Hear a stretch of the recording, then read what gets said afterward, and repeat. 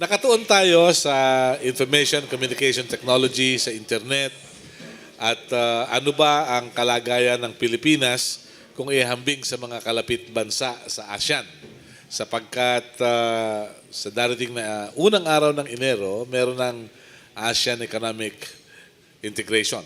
So, saan tayo mapapatayo, saan tayo pupulutin, ano kinabukasan natin. So, ito ang ating pagtutuunan ng pansin. How I wish somebody from the government would have joined us, but for a number of reasons, nobody from the National Telecommunications Commission, which happens to be under the office of the President, opted to join us today because the NTC could provide everyone a clear picture of where we're going. Now, having no representative, I don't know where we're going. So we gave them the opportunity to tell us what will happen within the next couple of months that the Aquino administration is sitting in Malacanang, or probably beyond 2016, but to no avail. Today, we're fortunate to have with us the Vice President of Globe Telecom. Siya po ay naroon sa IT-enabled services group, si Vice President Lugtu. Welcome. And then we're joined by the President of the Philippine Computer Emergency Response Team, si President Lito Averia. Lito, welcome. At si Attorney Ivan Uy, the best head of the Commission on Information and Communication Technology before the office was abolished. Right? Okay. And then si Attorney Mac will give insights about senior citizens and information technology. Can you imagine? Yung mga lola at lolo techie. All right, so let's start. Ano ba ang katayuan ng ating internet ngayon? Ano ba ang kalagayan kung ihambing ito sa ibang mga bansa? Oh, by the way, I'd like to acknowledge narito si Paul Anthony Isla ng Smart. Kaya lang, he's not allowed to speak. So he will just have coffee and give something to our media friends. No? Okay. Ray, tell us, how is it today at Globe? Well, I can speak, I belong to the Globe business part of Globe. No? But it's been in the press no, that internet usage in Globe has been increasing. No? Wireless broadband has been increasing. No? In the Globe business, no, we see huge growth in internet use. No? Especially in my team. My team po kasi we market, develop products for IT-enabled services.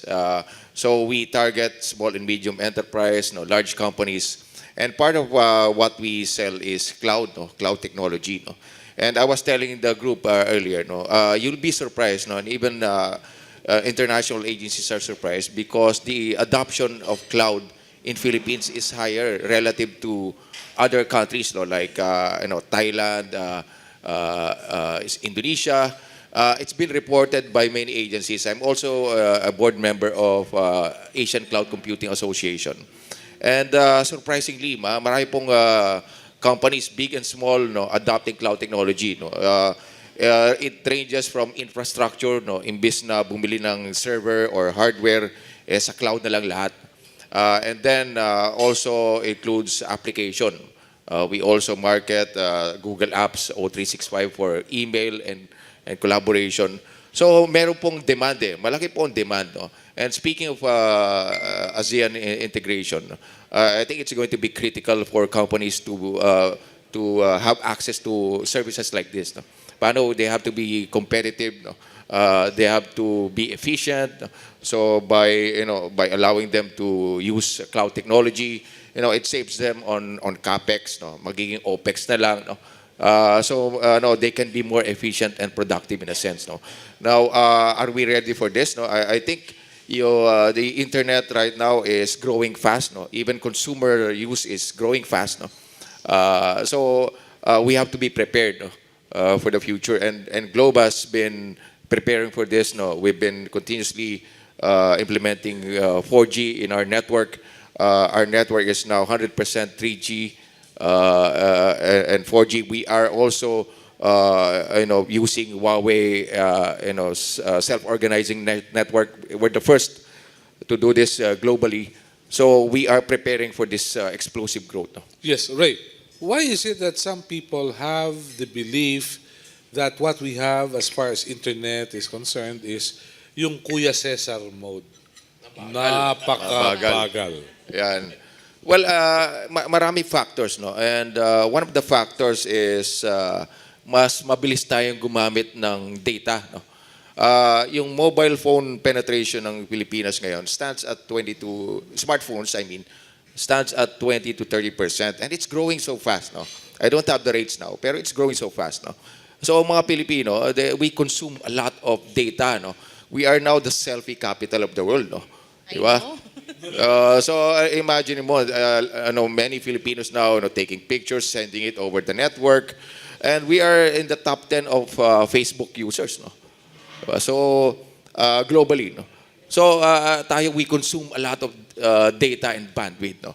And the telcos are trying hard, working hard to catch up, no? The difficulty in our country is that we are an archipelago of islands, no? So mas mahirap po, mas challenging to roll out network to connect different islands, no? And so that's one of the reasons. A second reason probably, and we've been discussing this, is peering, no? We should embrace peering among telcos so that we make internet speeds faster, no? Pero Indonesia is a much bigger archipelago. Why can't they have better services in Indonesia rather than the Philippines? Yan, hindi ko masasagot ngayon yan, no? Yung Indonesia, I can only speak for what I can see, no, and as Globe, no. Ngayon kasi ang speeds natin, again, no, I think we consume more data. We're faster. The rate of adoption in business and consumer for smartphones and the consumption of data, no, is faster relative to others, no. Sa Indonesia kasi may binibitay na Pilipino. Ha? Wala binibitay na Indonesia. Ganun. Kaya mas faster ang data. Medyo delikado yata yun. Anyway, pero seriously speaking, meron kang cloud, pero as an expert that you are, ano yung pitfalls ng using iCloud? Lito. Well, yun ang problema din doon sa cloud. One of the problems is the perceived security or insecurity of using the cloud, no? Parang ano yan eh, kung ma-hack mo yung cloud, you hack everything na kasi nga lahat nung naandun na yung data mo, nandun yung apps na ginagamit mo. And then we have dun sa organization namin, we actually promote information security practice nga. Yung internet penetration, internet usage, lahat yan nasa nasa competitive index na siya. Recently released last year yata yung Global IT report, no, of 2014. Meron yon na nire-rate na nila yung mga countries on the use of technology. Okay? And one of the defining factors for competitiveness is internet penetration, internet use, as well as yung security framework natin, yung presence ng security natin sa internet. Okay?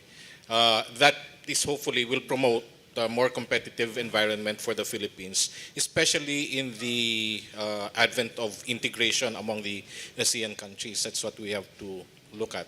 The second one is, e-government services. Okay? Karamihan ng websites natin sa e-government, mga static websites, informational. That's good because it provides information to the people. But we have to leap forward to use the internet in transacting with government as well. No? So, yung kanina pinag-uusapan namin is yung the recent filing, no, ng income tax returns via the internet. And yung problema was maraming actually nagre-reklamo because it was so sudden or perceived to have been very sudden yung announcement that everybody has to file.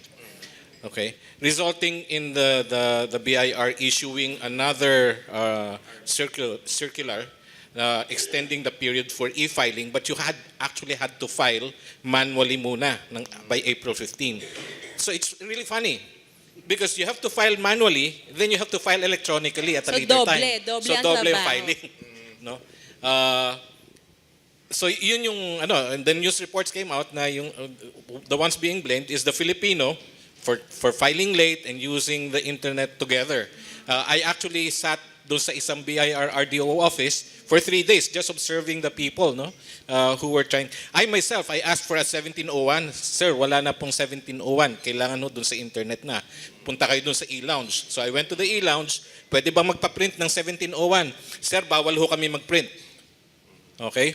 So the option was for me to go to the internet on my own and download the form and print it out myself.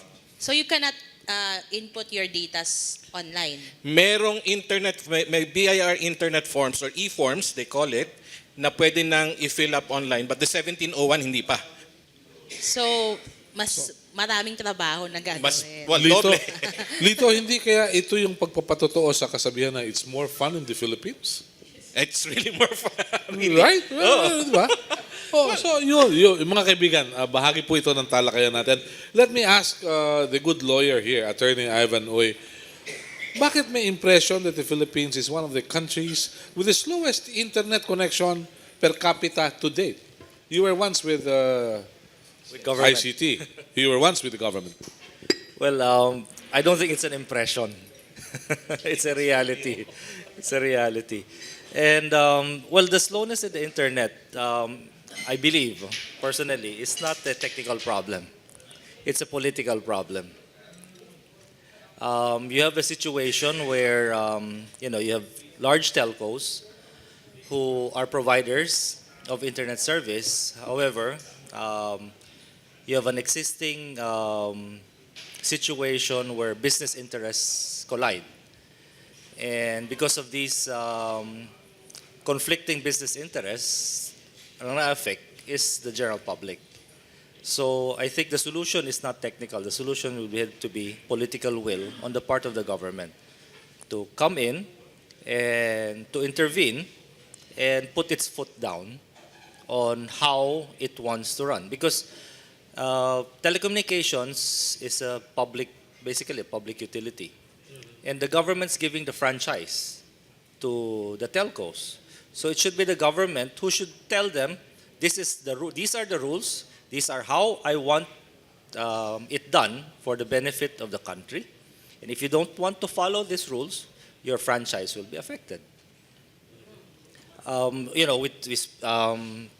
Globe has recently, just a while ago, talked about peering. For PLDT, that's a bad word. Their argument is that they put up so much infrastructure, so much investment, and everybody who pushes for peering will just get a free ride on their infrastructure. And so somehow they have to be compensated on that. On the part of Globe and the other telcos is that, PLDT was way ahead in the game because it started off as a government monopoly. And therefore, it was able to do all the infrastructure. And now the newcomers come in and they find that the roads are all blocked already because of the established infrastructure there, and they're having difficulty now going in. This peering issue actually is not just on the internet. I mean, it started off even with mobile phones. Try using Globe to call Smart, or Smart to call Globe, or Globe to call Sun. If you call their landline service, you get a busy signal when in fact nobody is using it. Why? Because of political issues. They don't want to make it convenient for everybody to be able to connect to each other. Because of business rivalry. And because of that, who's affected? We. All of us are affected. Our competitiveness in global competitiveness is affected. And more so now with the ASEAN integration, how are we going to catch up? How are we going to catch up with this? Because it would seem that in the other ASEAN countries, those issues have been resolved most likely by government regulatory agencies. Do you think these agencies have the cojones to come up with something credible? Well, as I said, it will have to require political will.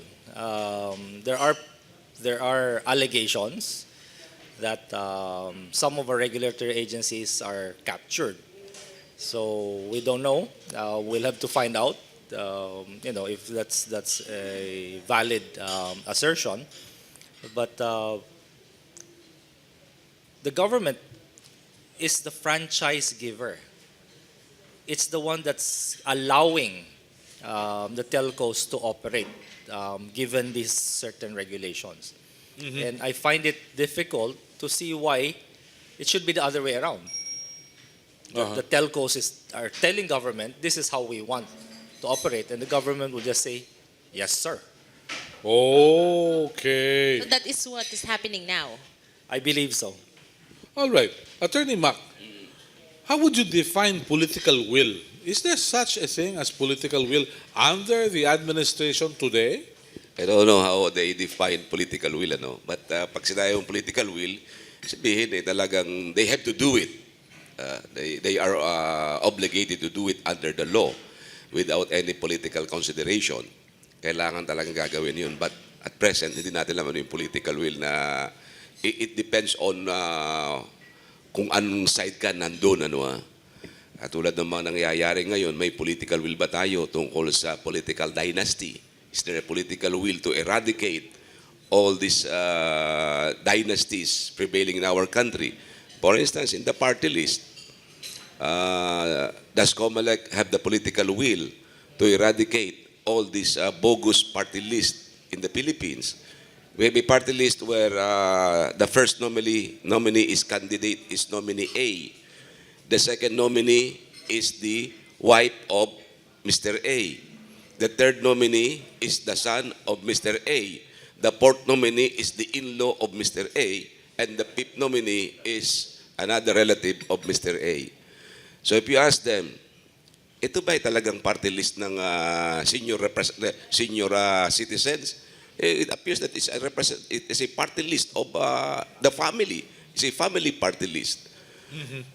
I don't know po paano mariresolve yan. That's why I have been asking the Commission on Elections to exercise political will in seeing to it that we have really legitimate party list groups in the Philippines.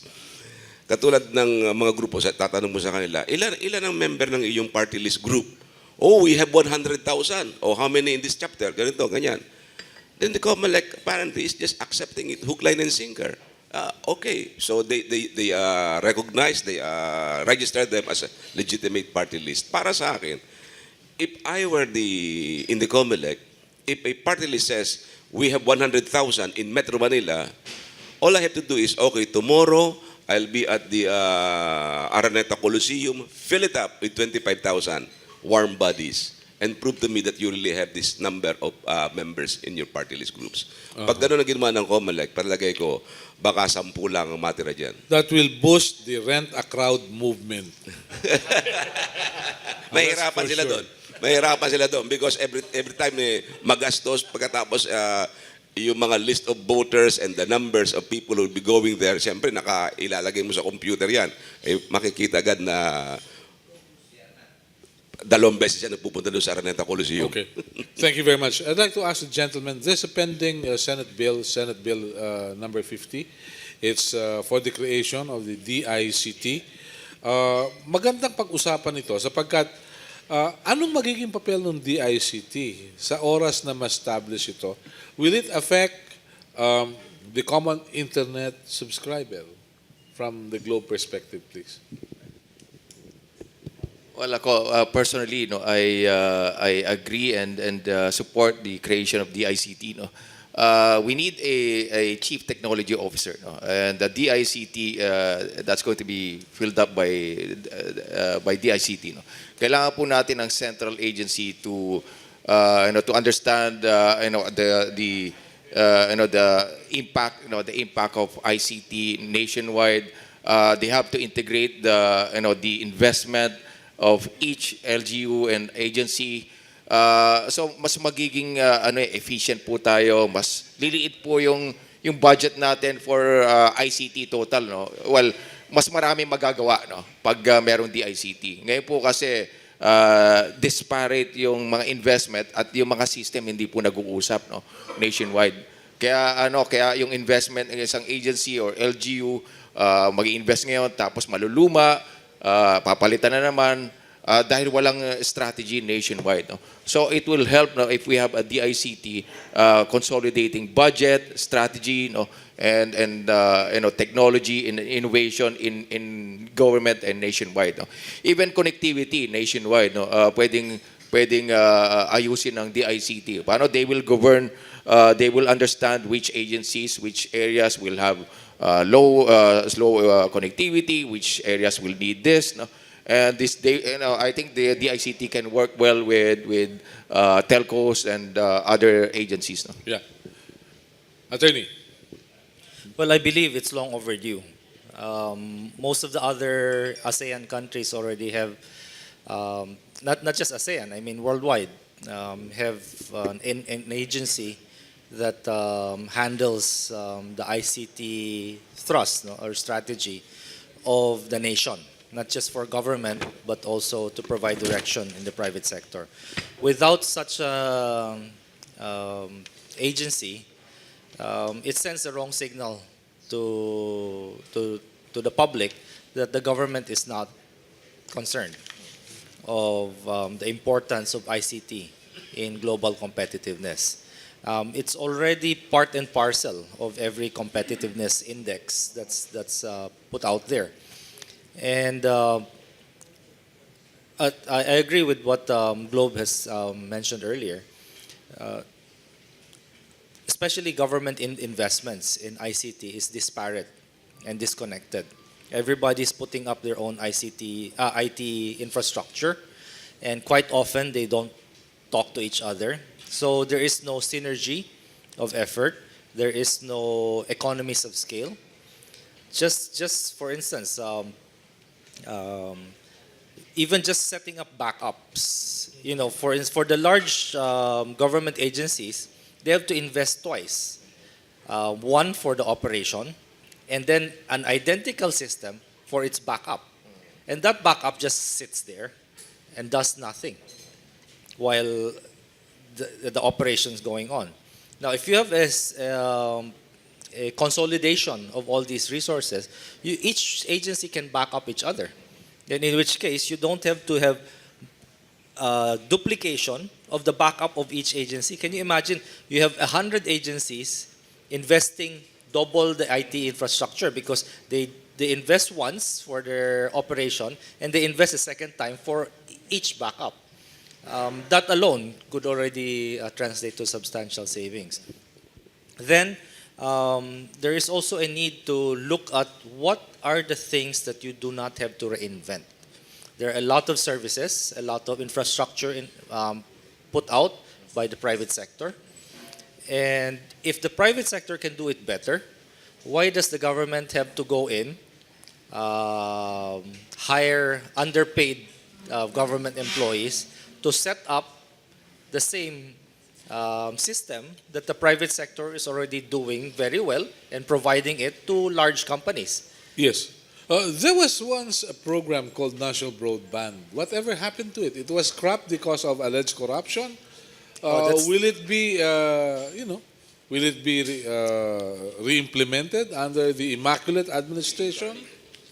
I don't know what's the thrust today on that national broadband deal, but I believe it would have been beneficial to many of the government agencies. In fact, as Lito mentioned, for instance, the broadband issue of the BIR at that time, that could have been avoided if there was that broadband provided by government. But at the same time, we have to look at also what the private sector has. Because if the private sector already has those bandwidth, assuming they get along with each other, You can help then each other. we can all help each other. Because in the end, although we all have our own business interests, now that we're going into ASEAN integration, we have to hold the national interests above everything else. Okay. Because if our nation fails to compete worldwide, then whatever business is here would also be adversely affected. All right. And I think we just need to see the bigger picture. Yeah. Lito, your thoughts about the issues? Well, we've been pushing for the creation of a department of ICT. Like in the last 20, 25 years. Really? Yes. It has not gone beyond the conference level of Well, the Senate. yung last Congress, it almost got passed in the last Congress. No, we had the final, but it did not go through the bicameral conference committee, so that it would have been passed. It could have been passed into law. No, but we've been pushing over for the last 20 or 25 years the creation of an ICT department. Yung the issues that could be addressed, no, like Ivan said, no, we have the equivalent of well, globally there is the equivalent agency in other countries. In fact, at the time when we started pushing for the creation of the DICT, we were ahead, for example, of Myanmar and Laos. Now they have their own department equivalent. Okay? But there's two major things at issue here in the creation of the DICT. It's regulation and market promotion, market development. No? We would rather that once the DICT is created, we would rather see focus on market development and market promotion. No?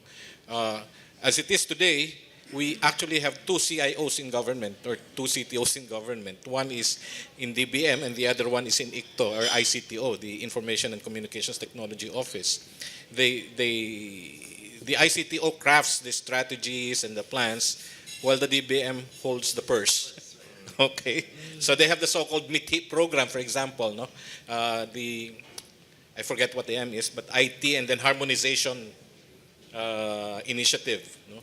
So the harmonization initiative is they're trying to gather all initiatives of the government agencies and try to harmonize them so that when they procure equipment, for example, then this can be harmonized, leveraging on a larger pot, okay, or a larger requirement, and then bidding it out and then distributing it to the government agencies.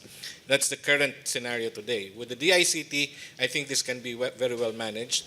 We do need to have a chief information officer and or a chief technology officer to define exactly where we are going, to create strategies and create tactics on how we are going to implement the strategies on the use of information technology.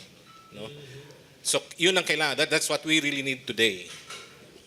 Yes, please. Ivan. Just to add on to what Lito is saying. For instance, if we do have a DICT, I think all these IT-related issues could very well be easily resolved.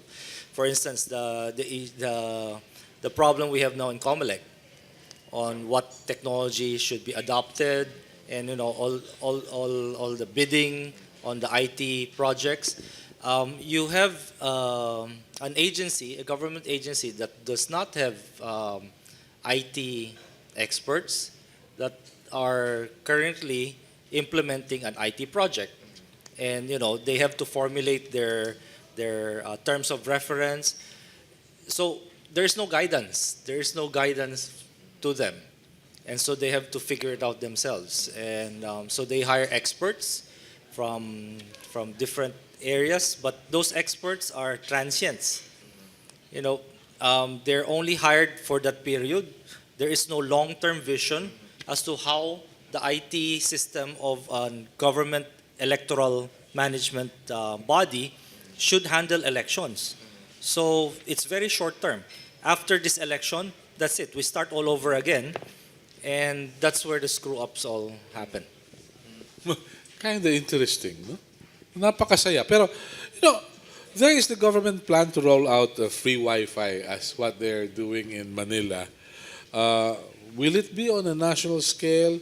Is it sufficient? Anong limitations nito as far as security is concerned?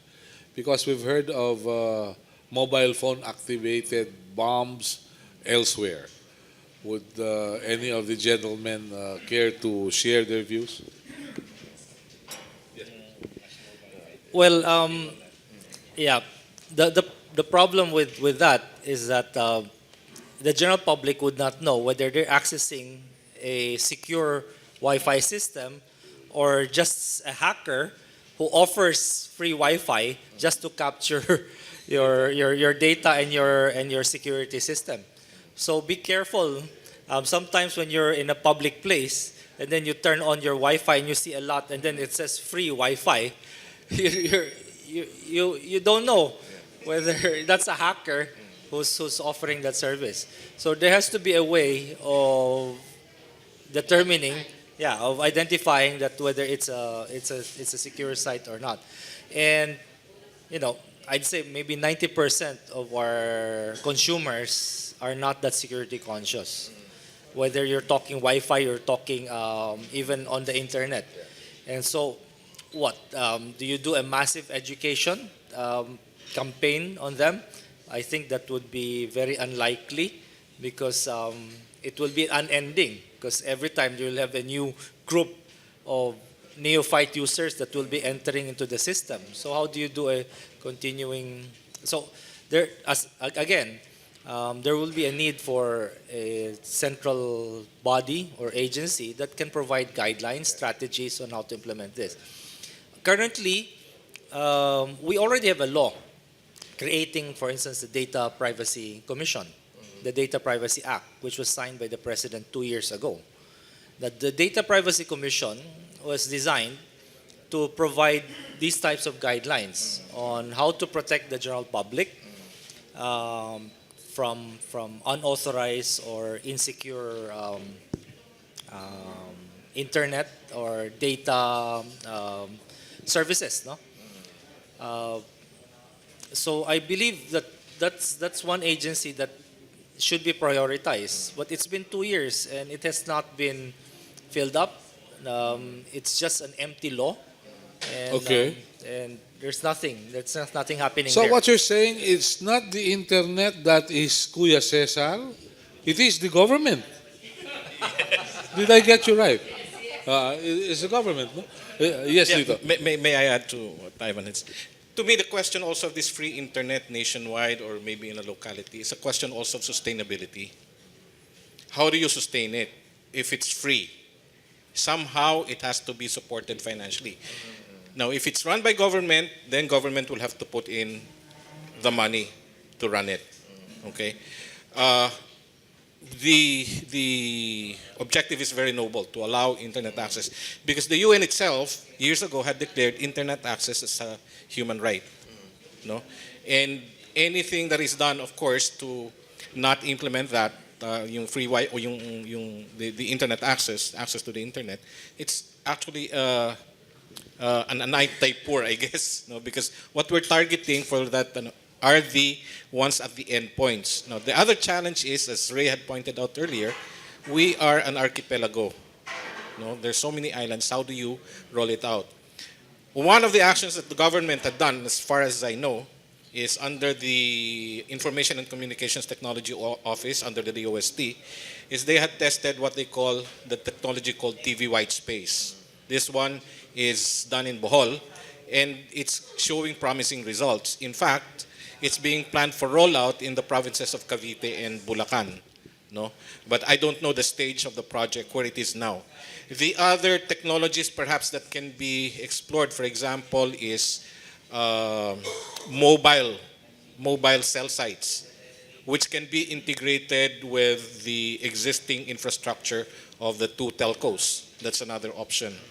To just extend really internet access to areas which are really remote. No?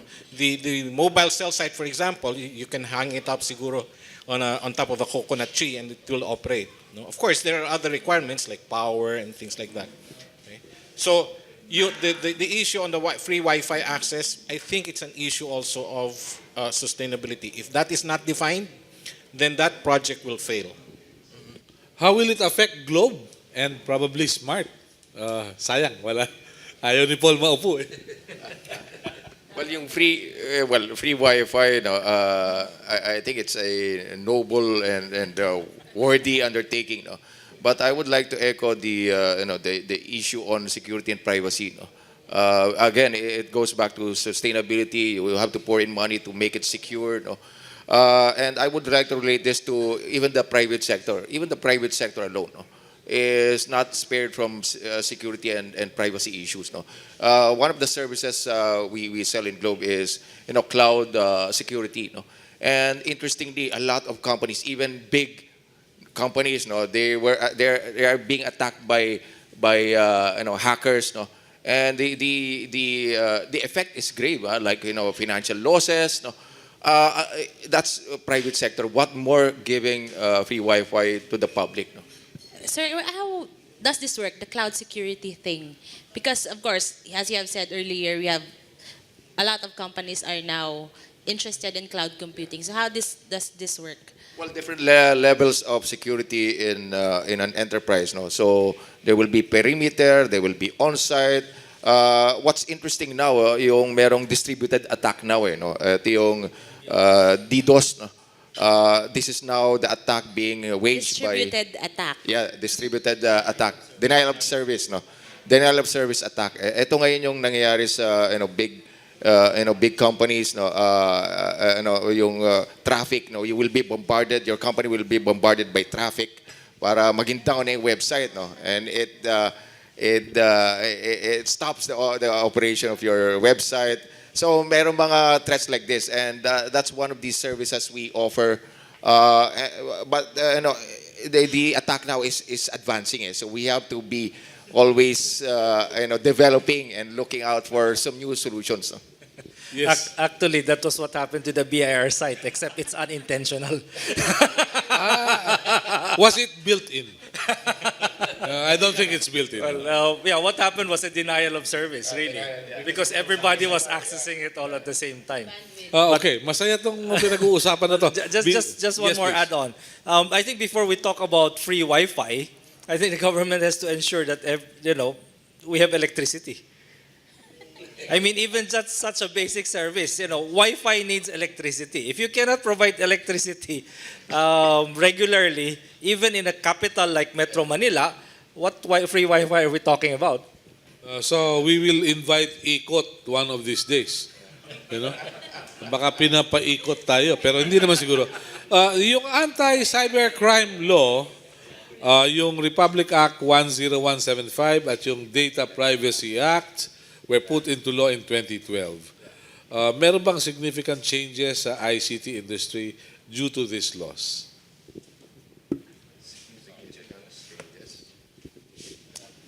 Well, that's the thing that Ivan pointed out. The DPA or Data Privacy Act has not been implemented to date. Although, of course, the law is there. Okay. The problem is when you encounter, for example, a breach or an identity theft, a case of identity theft, who do you go to report? No, under if that's the Data Privacy Act. Of course, you can go to either NBI or PNP. PNP has it actually had celebrated its second year last March, the anti-cybercrime group. And these are police officers. There are actually 6 or 7 digital forensics labs all over the country now. No? So a lot of the cases handled by the PNP in terms of cybercrime, or IT-related crime, can go through that process of investigation. Now they're very much capable, really. The NBI is likewise handling cases, and the two agencies, NBI and the ACG, work together in some cases as well. No? So that again, as I said earlier, is part of the competitiveness index that's being measured. What are the things, the regulatory issues that are put in place by government to ensure that we can compete? No? And going back to the issue of ASEAN integration, I think that's one of the things that we really have to focus on. No? Well, you were mentioning again about the data privacy law. It's important because it imposes certain requirements on data holders or data storage providers. No? If there's a breach, what are the requirements in terms of informing the client of the breach and how the information. So the client is informed ahead of time. Hindi sila magugulat na lang bigla na, oh, bakit may withdrawal sa mga accounts niya? Dahil may nagkaroon ng breach sa bangko, pero hindi sila na-inform. Kasi kung na-inform sila kaagad, they would have done some preventive measures to prevent that loss. But since the law is just an empty law, there's no actual composition that's there. There's no obligation on their part to inform them. Additionally, today there are so many entities that are collecting data from all of us, including the government, and there are no rules on how those data should be protected, should be secured, should be managed. So free for all ngayon. So let's say if an agency, a government agency, COMELEC, BIR, or whoever, collects those data from you, there is no regulation preventing them from selling that data to political parties, to anybody who wants those data. And as we all know, that data is invaluable. It's invaluable. So name your price. Name your price. People will be willing to pay to get those data. So without implementing the Data Privacy Act, you're basically allowing everybody to start commercializing this data when these should be secured. These should be private. These should remain private. Your permission were never asked. It was never requested for them to share that data to somebody else. They just did it themselves. But your data you were all required to submit those data to those agencies. But they're not making any promises or any commitment to you what they will do with those data. For all you know, they can sell it. They sell it. And that's the problem. That's a big problem. Yeah, I'd like to ask our friend from Globe, why is it that I get messages from Ayala Land offering condominiums? Nagkataon lang kaya yan. Ano kaya yun? Para mas spam yan. Hindi. Dahil sabi, ganito, ganyan eh. Kaya Kaya, yan yung mga humingi ng mga load. hindi. Nag-o-offer ng real property eh. Kaya sabi, tika muna, paano nakuha yung number ko? Okay. Ano kaya yun? I'm not familiar with this. No, I have to investigate this and ask about this. No, not familiar with this. No. Ayun, may sample daw. May sample Offering daw. you loans, ma'am. Ayun, okay. So, masaya ito. Let me clarify that also. There is actually a technology, like if everybody in this room, Pakinggan natin. may technology yan, no? We can zoom in an area using that application, identify all the cell phones here in this room. Okay, especially if you're using smartphones and your GPS is on. Or no, the GPS system, the global positioning system. Your phones can be easily identified. It's so much easier to track you with your GPS on rather than using what I call a bobo phone. Okay? A bobo phone like this. Like this one. Feature phone. I call it a bobo phone because it's so much more difficult for the telcos or maybe let's say, for example, the police is investigating something and they coordinate with the telcos. You're tracked via the cell phone. Using this phone, they will have to use the cellular antennas around. And the accuracy of that is much lesser than the GPS. Because the GPS, they can identify your position within several feet only. No?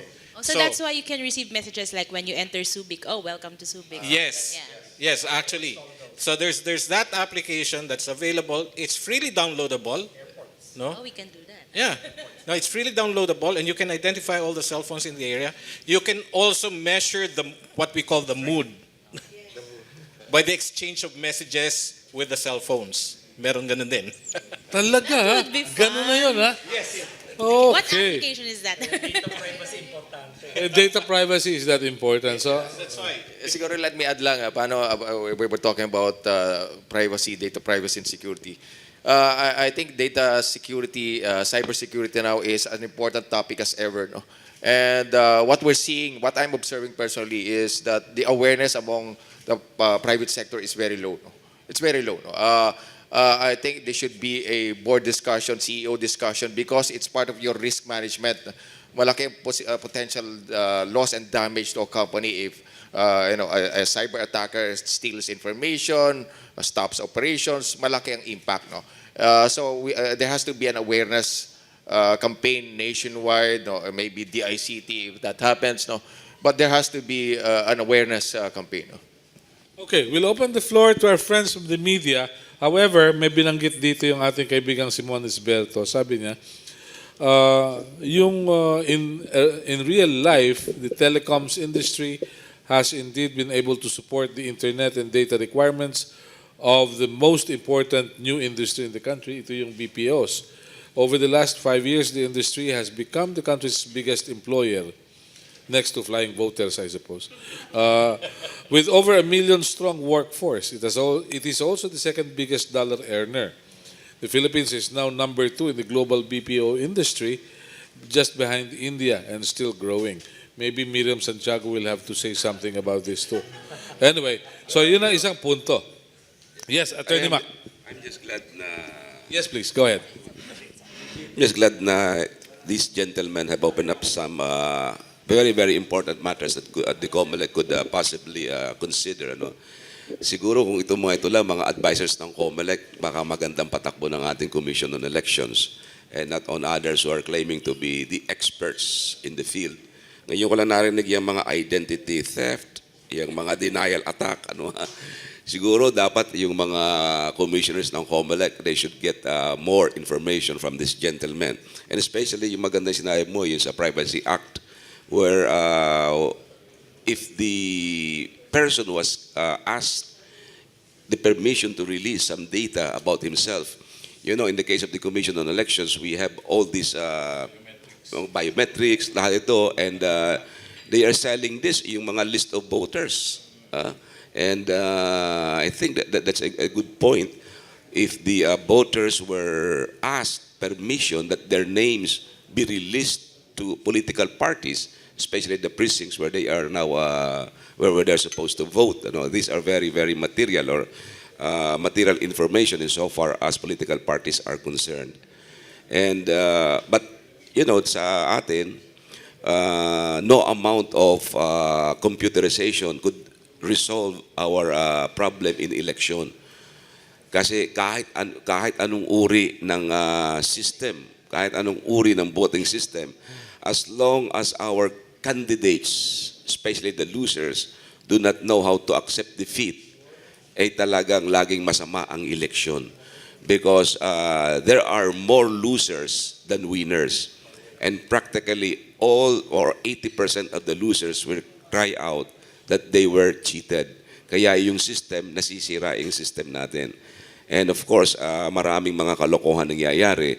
As a matter of fact, itong ating Supreme Court said, sinabi nila minsan, the irregularities committed in the Philippines is beyond legislative anticipation. Ano ba? Kasi hindi mo malaman, gagawa ka ng batas ngayon, next year, iba na naman ang gagawin nila. Attorney Mac, that's what you call poor sight. Right? Okay? Yes, please. Kay Attorney Uy, I'm Ern Reyes po from Interaction.com ng TV5. Can you elaborate dun sa sinasabi niyong data pirate?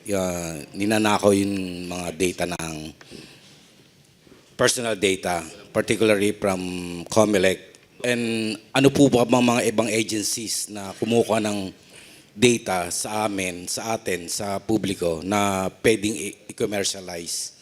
Kay Attorney Macalintal, ano magiging legal cover namin pagka natagpuan namin na ganun yung ginagawa ng these agencies, government agencies?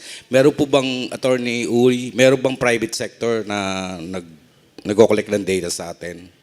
Okay, let me just correct, no, if there's any misimpression. I did not say that the COMELEC's data are being stolen. I'm just saying that there are government agencies that require every citizen to submit personal information. whether these personal information are just names, dates of birth, dependents, address, telephone number, or including your biometric information. Now, if these agencies require the general public to submit this information, then there should be a concomitant responsibility on their part to secure those information. And if they intend to share it with anybody, they should seek our permission. They cannot just do it on their own. Now, so here it's one-sided, no? There is a law mandating us to provide our information, but the law that requires them to secure it is an empty law because there is no agency Can you that is. can you cite that law for record purposes? That's the Data Privacy Act. The Data Privacy Act was signed by the President already, 2012. 2012. So matatapos na yung term, wala pa. Ivan, if I may interject, under the Excuse Data me, sir. Privacy Excuse me, sir. Act, Malinaw ko lang. Ano yung wala pa, sir? IRR? Hindi hindi lang IRR. Walang Hindi, composition. under the law, it's supposed to be a Data Privacy Commission created under that law. Okay. Under the Data Privacy Commission, its first task is to come up with a set of implementing rules and regulations. Okay? The law defines what a data collector is, which a lot of our government agencies and in the private sector are. There are data processors, and it defines all the responsibilities. No? Even the government agencies have the obligation to protect what we call personally identifiable information. Okay? Now, in the absence of the set of implementing rules and no commission has been created so far, then yung Data Privacy Act remains an empty law to this stage. Okay. Kay Attorney Macalintal, kahit na kay Attorney Luy, anong magiging legal cover namin para kung matuklasan namin? Kasi alam naman natin, all telcos, meron mga binibenta yung ating numbers. Bigla na lang lilitaw sa iyo na merong ganitong promo, merong ganitong I don't know sa Globe kasi smart ako. Pero sa Smart ka nakakatanggap. Sa Si Paul sa likod mo. Taga-Smart. Sorry, Okay. pero taga-smart ako. Siyempre, TV5 kami. That's correct. May natatanggap kami mga information ganun. So, Attorney Uy, ano yung magiging pwede naming legal That's precisely why we have that Data Privacy Act. Our legislators, at least had the foresight to have that Data Privacy Act passed and signed by the President because there is this concern to the general public. So that legal cover would be the Data Privacy Act because it will give the general public recourse on what they can do. But so long as you have no commissioners, the commission is non-existent, there are no implementing rules, you're on your own. Unless a criminal act is committed where you can go into the revised penal code or any special laws or anti-cybercrime law, then that's probably the most that you can do. So if your private information is leaked out, maybe you can pursue a civil case, but not a criminal case because wala pang batas. Yeah, I mean may batas pero walang nag-implement ng batas. Unless it's libelous, then you can go through cyber libel if that still exists, no? Attorney Macalintal? Siguro yung mga unauthorized release of information, siguro dun sila mga administrative matters. Or if you are vexed by the release of this information, of course, a very light offense na unjust vexation could be filed against these people. Malicious mischief o anuman, kung nadabis ka talaga. Siguro, since they are government officials, you could just refer the matter to the ombudsman for possible administrative or criminal charges against them. how about this sa commercial purposes? Well, kung commercial purposes, kung ginamit yon, you can always claim for damages. Walang iniwan yan sa unauthorized use of your image in an advertisement. Kasi kahit nasa advertisement, halimbawa, ginamit ka na with the permission, then you can always claim for damages. So if your data is used for commercial purposes, you can also claim damages. Let me correct the impression kanina. Kasi yung sinasabi ko natatanggap ko na mga commercial gimmicks sa cellphone, hindi ko naman siguro alam na galing sa smart yun. Pero meron din galing sa kanila. At meron din sa 555, mga ganun. So, baka masumbong ako eh. Hindi, si Attorney Uy, bakit hanggang ngayon po, since 2012, 2015 na, ano ba yung dapat gawin natin na bakit wala pang commission, wala pang IRR? Bakit? Kasi former head kayo ng Communication and Technology Commission. Ano yung dapat natin gawin? Ano bang, wala yung ngipin yung batas, may batas na, walang ngipin. Anong pwede natin gawin? Well, that's a good question. Bakit wala pa yun? As Attorney Macalintal said, chairman nga ng COMELEC, dadating na election, wala pa rin. This week daw. Sabi ni Drilon kahapon, this week. Okay. Hanggang Thursday. Okay. Una pa nalaman ng Senate President. Kaysa Hindi kasi ang resumption ng session is May 4. So hanggang Webes, Friday, meron si Pangulong Aquino na mag-appoint. Or until Sunday. Ewan ko lang kung pwede yun sa batas. Anyway, let's hope that Attorney Mac gets it. Hindi ako, Ayaw niya nga commissioner eh. hindi ako applicant o doon. I'm not... I just Attorney want to- Macalintal, hindi ka ba kinakausap last Friday? Hindi ba ikaw yung kausap last Friday ni Pangulo? Actually, tumawag sa akin may mga kaibigan ako tumatawag sila, Chairman Brillantes, sinasabi sa akin na kung maaari daw kung i-consider kuli yun. Sabi ko talagang I'm not interested.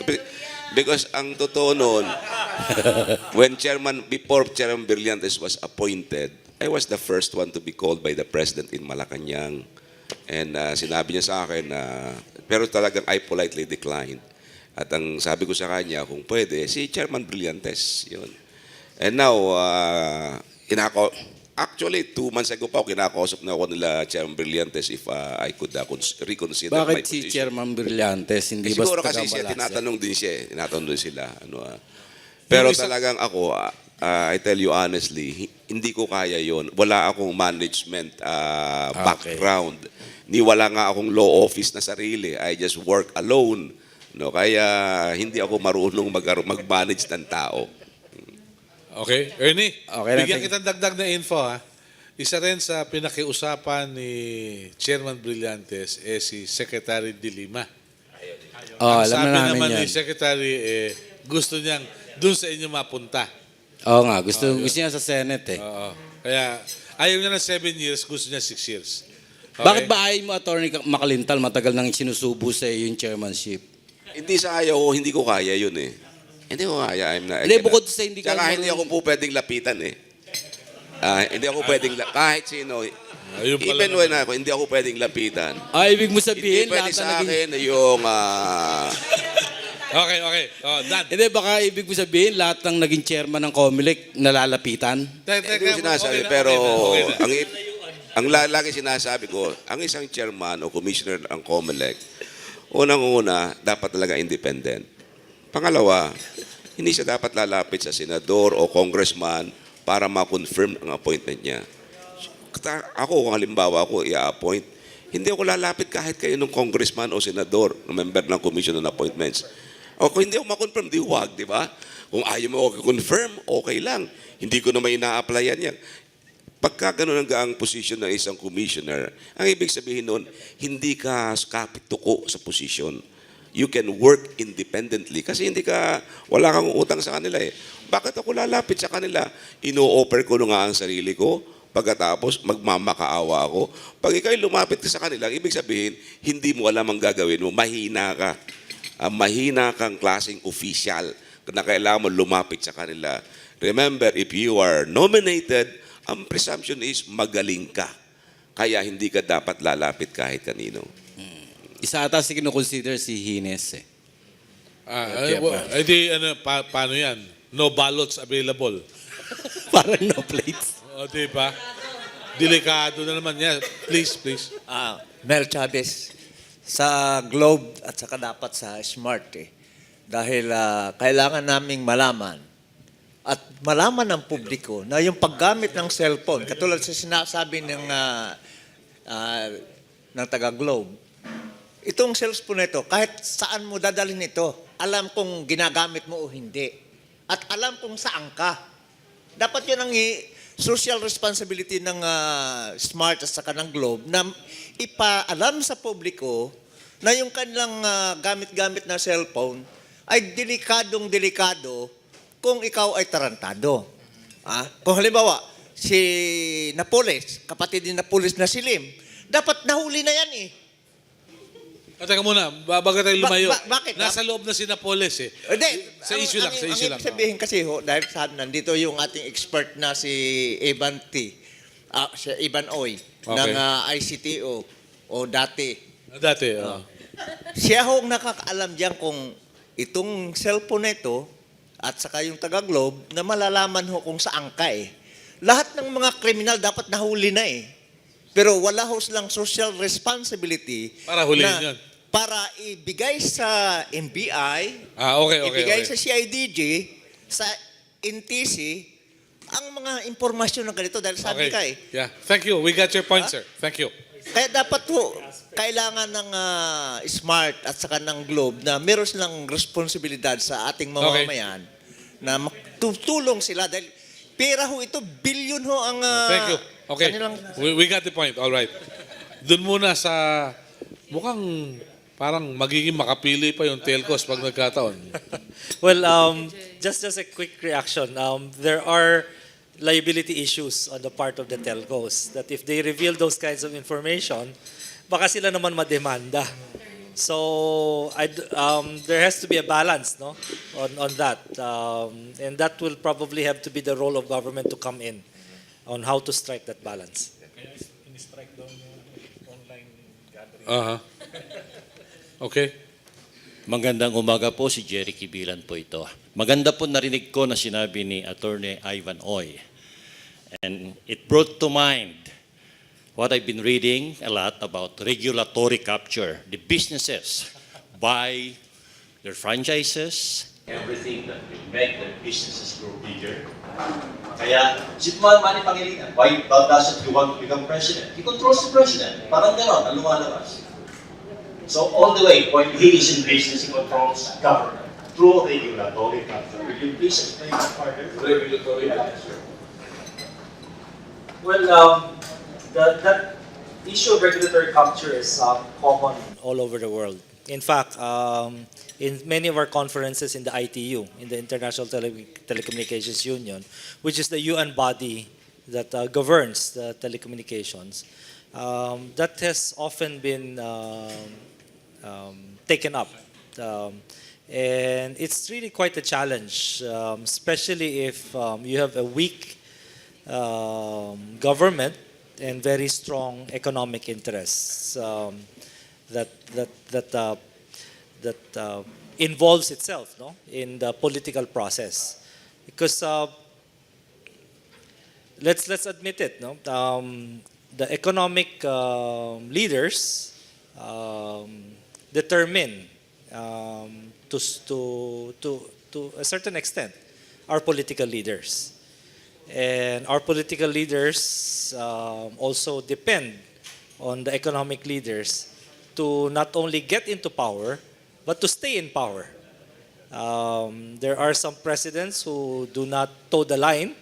They get removed from power one way or another. And we've seen it in many other countries.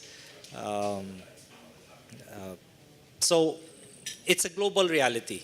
It's a global reality. And I don't think we can solve that that problem in one discussion here. Mm-hmm. But there are many approaches that are being discussed, and eventually, I think we need to reach our own solution. And we're not just talking regulatory capture; we're talking really political capture of economic powers. Yeah. Thank you. Yes, please. Yeah, good morning po. I'm Juvie de Guzman of the WBL. I'm so happy kahit sa tagal-tagal kong hindi nakarating dito. Parang very informative and fruitful po yung usapan ngayon. Thank you so much, Mr. Globe. Mr. Ivan also. Attorney Ivan Uy. Kayo po ba, if in case na somebody will ask you to be one of our chief communication, alam nyo, importante ho kayo. Ang dami nyong alam tungkol sa IT, ang dami nyong alam na yung suggestion nyo ho kanina, yan ang dapat isabatas ng gobyerno ngayon, ng Kongreso. If in case sana, baka pwedeng pakiusap na rin na dito sa gobyerno na to, ang kailangan ho, yung mga expert ang dapat nasa posisyon ngayon. Kasi ho, sa problema ho ng mga seafarers, hindi ho yung mga expert na tao ang umuupo. Yung hindi ho seaman, siya ho nagpapatakbo ng barko sa opisina. So, ang ibig ko lang sabihin, if in case somebody will ask you to go for Congress, would you care to accept it? At sa dami ng kaalaman ninyo, baka pwede naman sa conscience na lang ninyo para mapaganda ang ating economy, mapaganda ang ating bansa. Dahil yung miscommunication, isang malaking bagay na nakakapagpasira ng ating bansa. Salamat po. Reaction, please. Well, maraming salamat. Actually, we do have a lot of experts. The people in this room, are just here providing their expert opinion. But out there, there are many others, and I believe there are also many others who have the conscience, as you would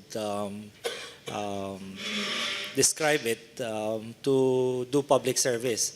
Ang problema is, katulad kay Atty. Macalintal, maaaring hindi niya masikmura ang pumasok sa gobyerno dahil sa mga kompromiso na dapat nilang gawin, na magmano sa mga taong gustong magdikta, Gusto magdikta.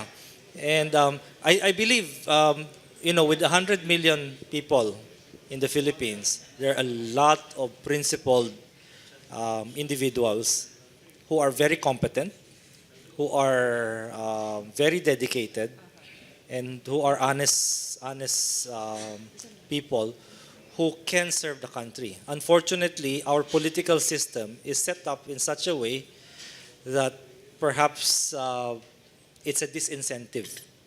It's a disincentive. Follow-up question lang po. Isa na lang. Sinabi niyo po kanina kasi nasaktan ako eh. Ang mga free wifi nakapagbibigay ng hindi magandang feedback or sabihin na natin sa mga taong gumagamit noon. Dito sa Manila, may mga lugar dito na free ang wifi. Alam naman ho natin, kahit ho kayo siguro, alam ho ninyo na ang Pilipino, mas marami ang mahilig sa libre. At pag sinabing libre, mas maraming dumarating. Sabihin ninyong may bayad ang pagpunta sa isang mga seminar, walang pupunta. Anong masasabi ho natin? Totoo ho ba yan? Medyo masakit yan tanggapin, pero kailangan as a media practitioner, kahit kami, magpursigi kami na ipamalita itong hindi magandang balita na nangyayari na maaaring marami ang hindi nakakaalam. Thank you. Tama yun, no? Mahilig tayo sa libre. In fact, yung text messaging, nag-umpisa yun, libre. Nag-umpisa na libre yung text messaging. And then nung nagkaroon na ng economies of scale, nagkaroon na ng volume, then that's the time they started charging 1 peso. So, huli na. Na-addict na lahat sa text messaging. So, willing na silang magbayad. Ganun din, no? Maraming ino-offer na libre, but as the saying goes, There's no free lunch. yes. Either there's no free lunch or beware of Greeks offering gifts. Okay. Kahit pa paano may makukuha yan. May kapalit yan. May kapalit. Okay. Hi. Good morning po. Question ko po is actually concerning telcos. Internet for emergency response. Yeah, kasi we know for a fact na internet nawawala pag may disaster like typhoon. Ang priority dyan, yung line commodities like food, water, sanitation, and electricity. Pero may solution na ba tayo for internet? Kasi I'll give you an example. I work with government with an NGO. ang nakita kong concern is yung pagdidistribute na relief goods. It's very difficult for manual distribution using paper forms.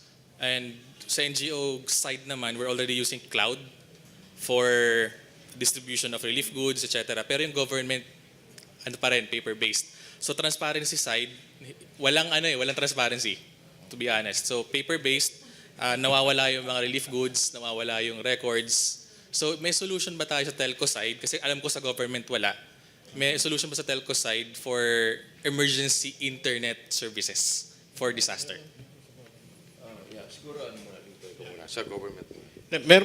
Remember Yolanda? And remember I said that the ICTO was testing itong TV white space. Actually, immediately after Yolanda, the equipment that was installed in Bohol was brought to the affected areas like Samar and Leyte. No, that provided internet access. Of course, it was not publicized. Yun lang ang hirap nga. No? When something is available, it's also not announced. Or when it's made available or required, like you're given a 2-week notice that the infrastructure is available. No? So meron yan. The ICTO had done that. And like I said, there are other technologies. In fact, in a recent, what we call the RightsCon conference, which was held last March, there were other technologies that are easily deployable for disaster relief. For example, mobile cell sites, which again has to be done in cooperation with the telcos so that these can be integrated in the cell site grid, the cellular infrastructure grid. There are others, IP radios, for example, can be used again for internet access. So there's a whole range of technologies available today. It depends now on how government will tap the technology and use it for disaster relief operations. Well, siguro a note on telcos. No? Paano our network now, even both telcos are not disaster-proof. No? Like the last Yolanda, no? Yung Yolanda destroyed a lot of cell sites. No? So hindi rin disaster-proof. No? Right? So in terms of making it for utilizing telcos for disaster communication, I think wala pa siya sa level of being disaster-proof. No? But siguro one point I want to say, speaking of disaster, last week kasi I attended the first stakeholders forum on disaster operations center. No? Being a member of MAP, MBC, and Phoenix myself, no? It was chaired by JAZA and MVP. So their private sector is creating a disaster operations center. No? So, and this is to respond to disasters like this. No? There's going to be a private sector-led operations center, joined in by different sectors. Meron telco, different industries, and this is precisely to respond to disasters like this. No? Right. And part of them is most likely telco. No? Ivan? Well, I'm glad to hear that, that MVP and JAZA are co-chairing a committee. Maybe their committee should also tackle our internet broadband issue. These are the kinds of cooperative work that I think is sorely lacking. And if there are more of these types of avenues where the big players can come together, share a common cause, and find some solutions to many of our issues. Okay, thank you. Tess Ramiro from the Catholic Media Network. Attorney Ivan, you gave me the creeps when you mentioned about regularity capture as well as business interest conflicting with public good. Ito ho bang technology, information, communication technology, how much of this becomes predictive as far as the outcome of elections is concerned, especially these coming elections? Well, there are many models, no? You have what we call data analytic tools that can harvest information and do forecasting. What would be the likely trend or even the results of the voting in certain areas, given the past history of how these people have voted. So they could do a very good job because in the private sector, with respect to marketing, the data analytic tools are already out there that they can actually predict which goods the public will be buying and which goods that they'll be rejecting, or what kind of services they'll be availing, and what. This is part of business strategy. Which, in other words, would be the trending for probability. Right. Like, now, what? But the probability is based on valid data and scientifically generated. No, it's Yes. not like coming out of The blues. the blues. So that's where the level of computing power is now. Now, The reason I raised that point is because you mentioned that you're also part of an international network of computer experts. Did I get it right? The information technology, the global, your union amongst yourselves. no. The ITU, the International Telecommunications Union, is a United Nations body. Okay. It's a body that deals with all telecommunications issues, and it's for government. Yes, It's but actually that's precisely why I'm raising the concern right now. Kasi kayo na rin mismo nagbanggit kanina, whoever has the economic power tends to dictate what who becomes the political leaders of certain countries. How much do you think of the technology union globally influence the outcome of the elections of particular countries? Lalo na sa atin ngayon, we have 100 million people, and we know that the United States is a very powerful country. How much of our technology is being utilized for purposes of dictating who the leaders will be in the coming elections?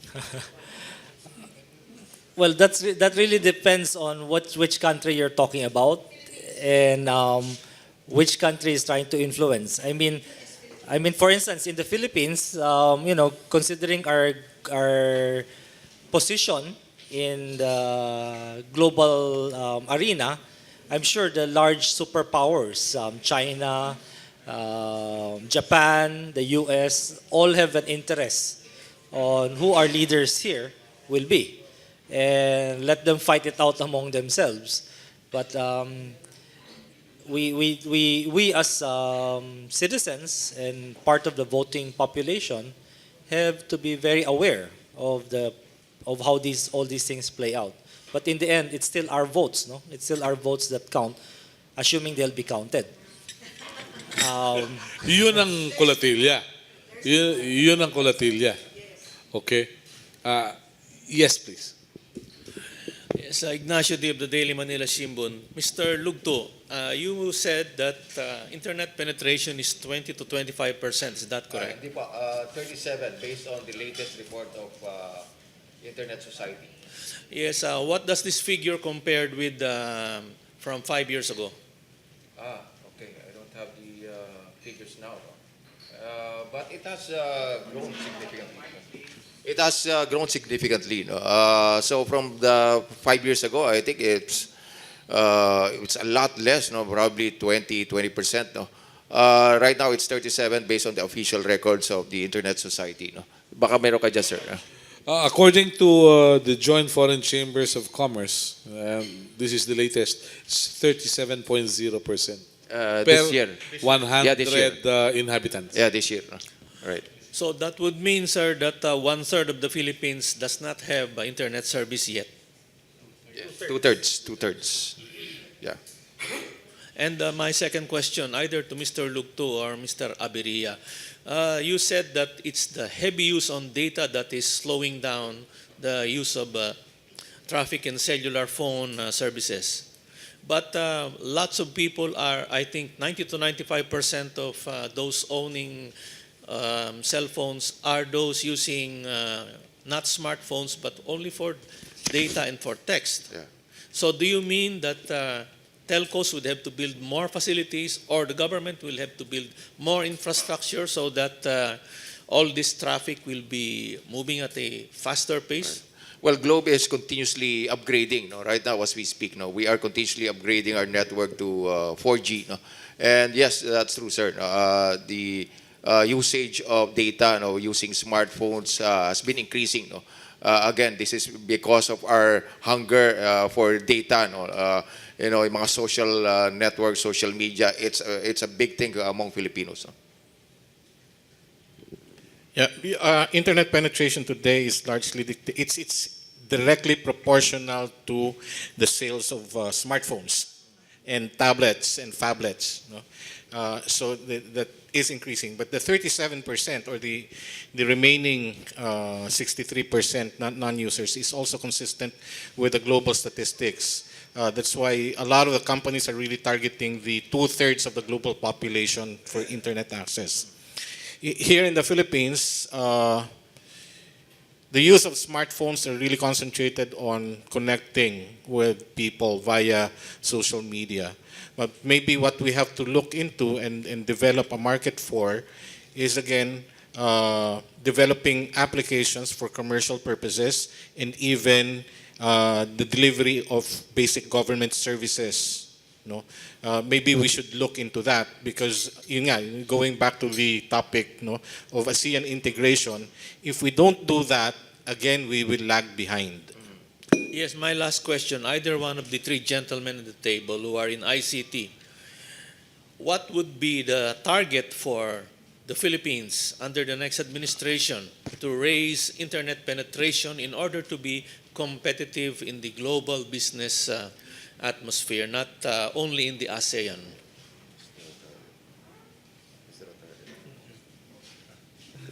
I am not aware of the target. But we are looking for because I'm with the National Competitiveness Council, and we're looking at growing that internet penetration.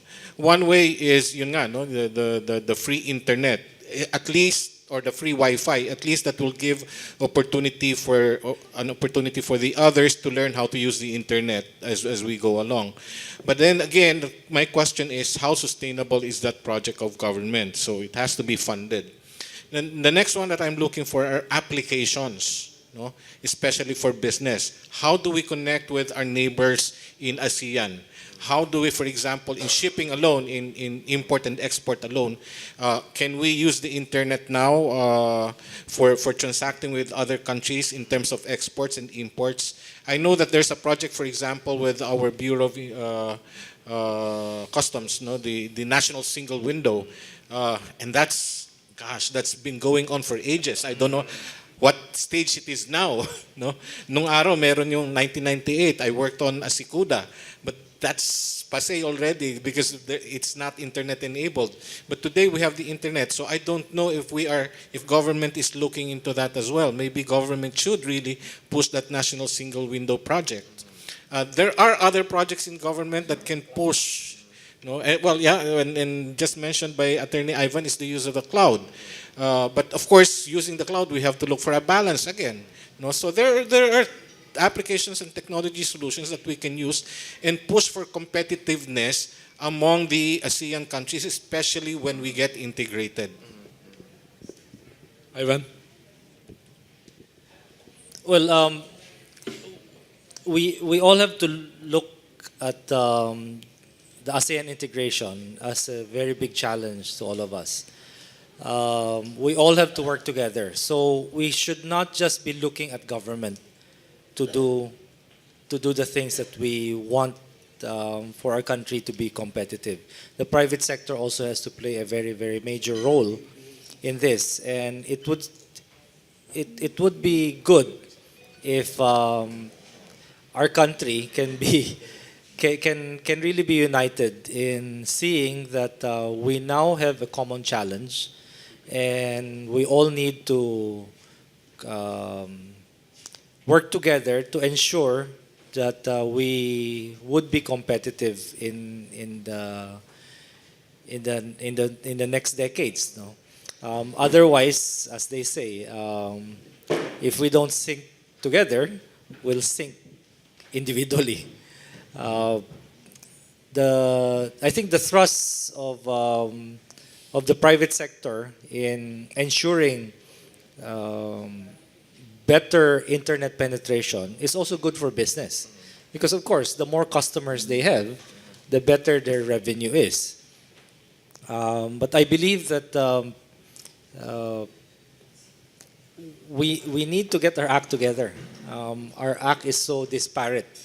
Everybody's going about doing their own thing, and we're losing sight of the big picture. And that is that we live in a global society, and if we lose our competitiveness, other countries will take up the slack, and they'll take over whatever business that we are involved in or we're leading. For instance, it was mentioned about the BPO industry. We're now number 2, and in fact, during my term, we overtook India as the voice BPO center, in the world. So we ranked number 1. But again, we should not sit on our laurels, because we need to expand more into the higher value BPO sector, which are maybe hosting cloud services, application development, software, animation, and so many others. It's amazing, the vast talents that we have. The Filipinos are known for, except that I think we would really be more competitive if either government gets its act together, or if not, it should not get in the way. Okay.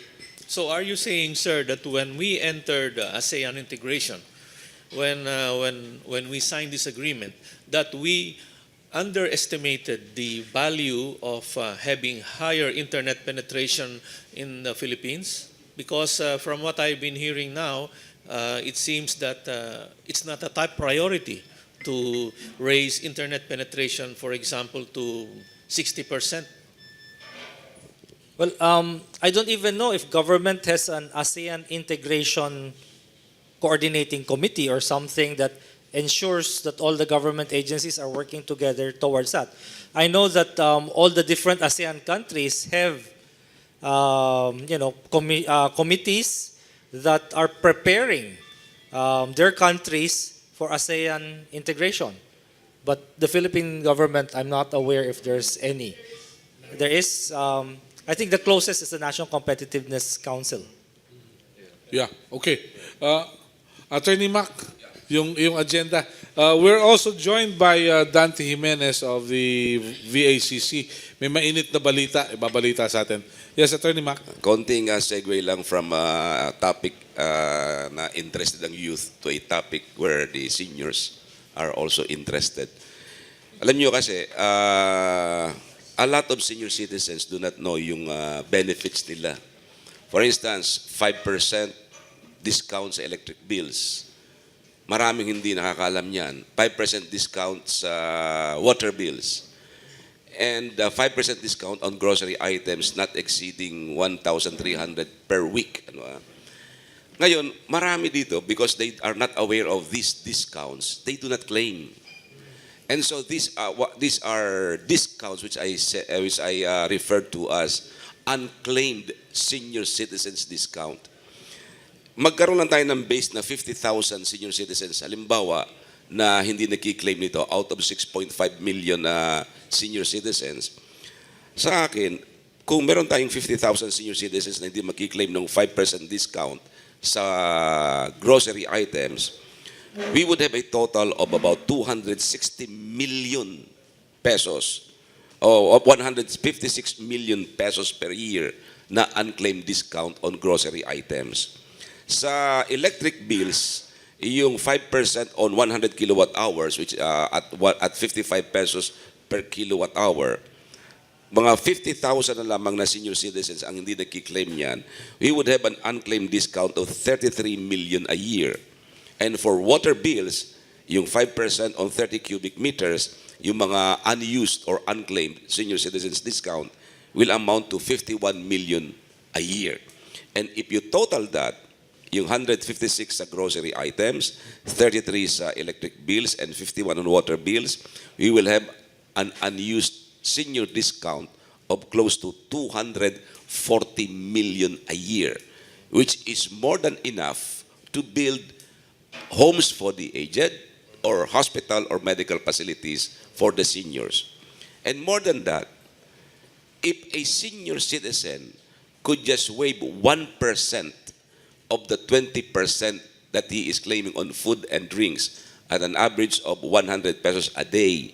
Halimbawa, kung 1% ng 100, that is 1 peso.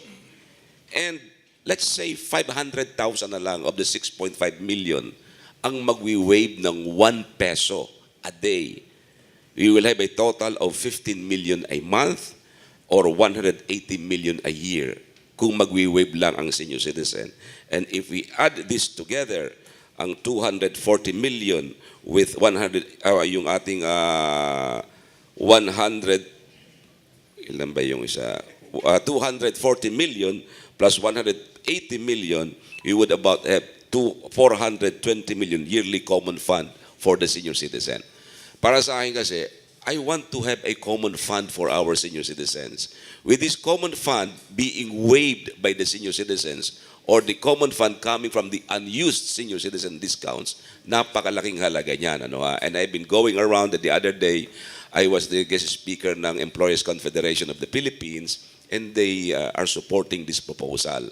If this common fund magagawa lang ng mga senior citizens, we could find a credible managers in the like of Manny Pangilinan, for instance, Chief Justice Reynato Puno and Chief Justice Artemio Panganiban, if they could manage this fund, at saka kayo, makatulong sana kayo, if you could give us a system kung paano ito mawi-waive or paano ito may papasok sa system, palagay ko, hindi na kailangan ng mga senior citizens ang support from the government.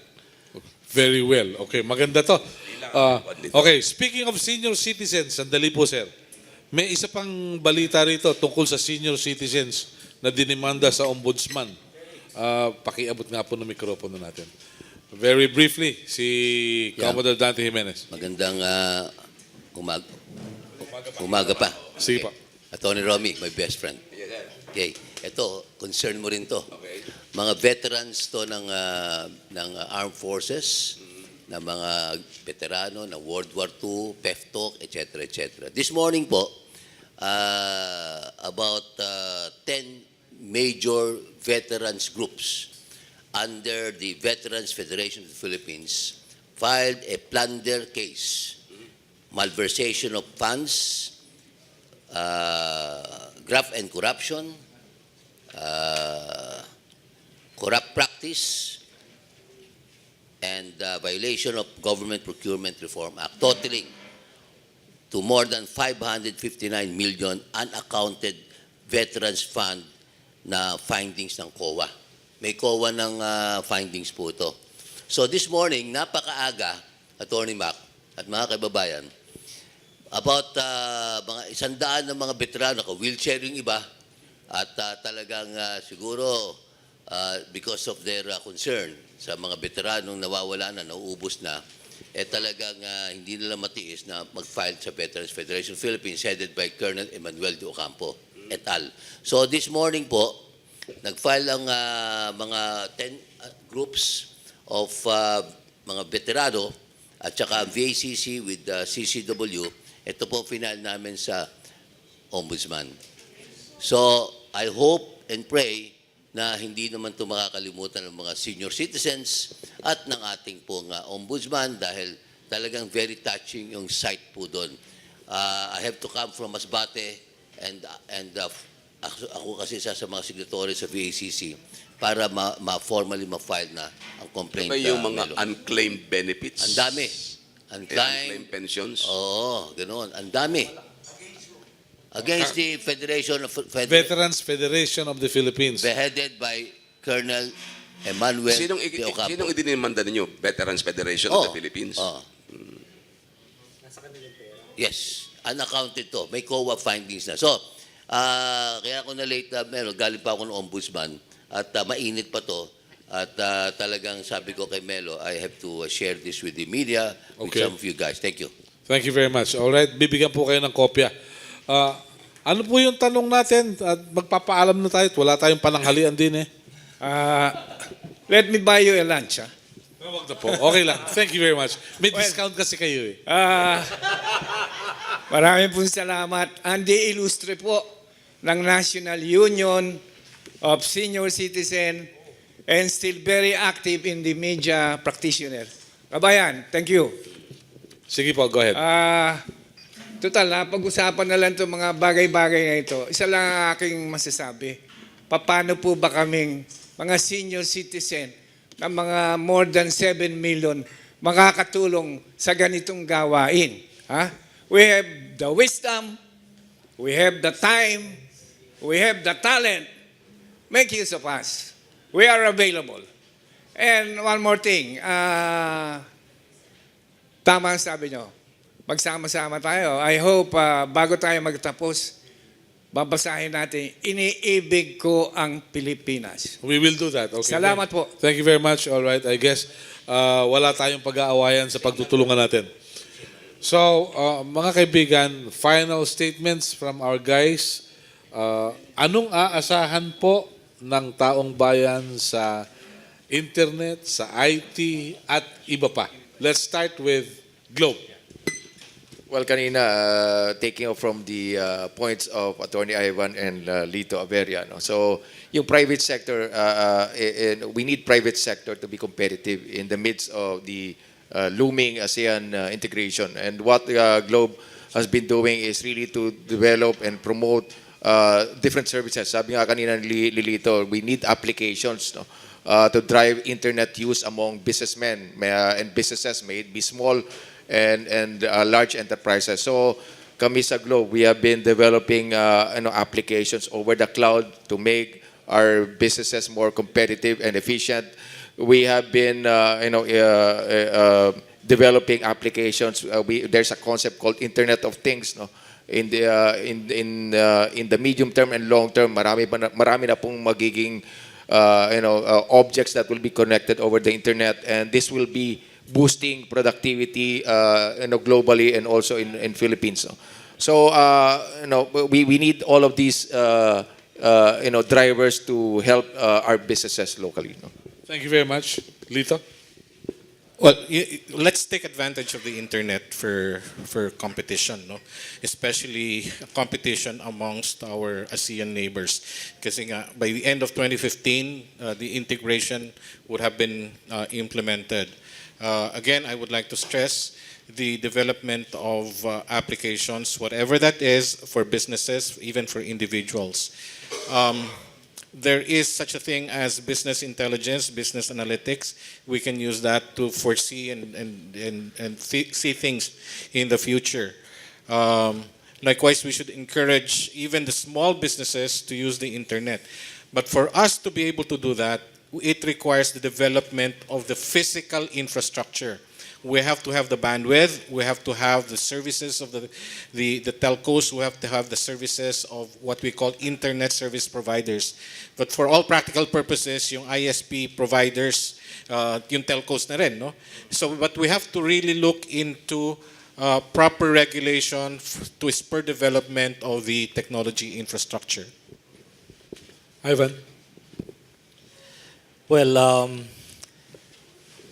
I've already said my piece basically in the closing about everybody working together, and I think it's even more important today with the internet and with all of us being connected through social media, regardless of which application you're using.